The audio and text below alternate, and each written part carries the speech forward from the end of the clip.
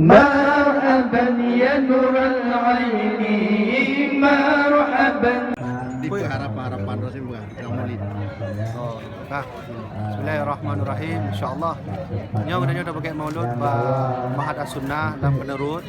InsyaAllah dengan harapan maulud yang pakainya adalah untuk memperkuat ukhuwah Islamiah, terutama antara saudara katanya dari pihak Muhammadiyah atau Wahabi. Mudah-mudahan dengan maulidnya katanya sabit-sabit dalam ukhuwah Islamiah yang erat dan bersatu dalam ranah Islam yang diridai oleh Allah dan Rasulullah. Jadi yang pesan tuan insya-Allah sudah bermanfaat bagi diri sendiri, bermanfaat bagi jamaah dirahmati Allah Subhanahu wa taala. Nah, ini kenapa kau mesti di Lambang Trio? Kenapa Lambang Trio? Ya, karena nyo katanya perlu terpakai ino untuk terpedus bawanya yang kehnya ranah amalan sunnah yang sesungguhnya yang disepakati oleh para alim ulama yang uronyo le wadanya yang hanya menyetujui maulid Nabi.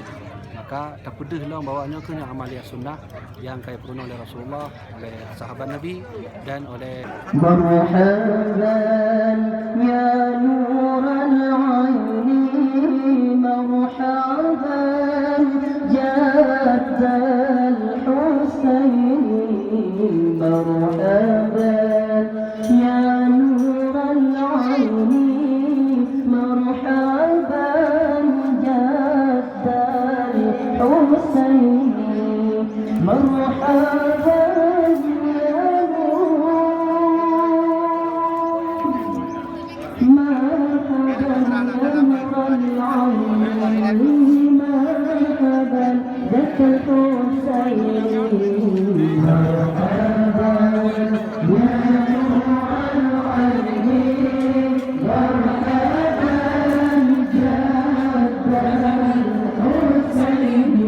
Dia naukan lagi.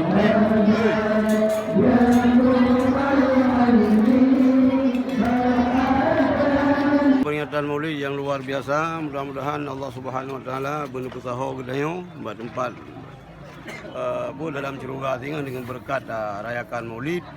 Ada urung-urung yang kira-kira hana senang dengan Maulidnya minta tempat lain. Baik dulu ya Ceh. Ya Cehnya nang ro Maulid.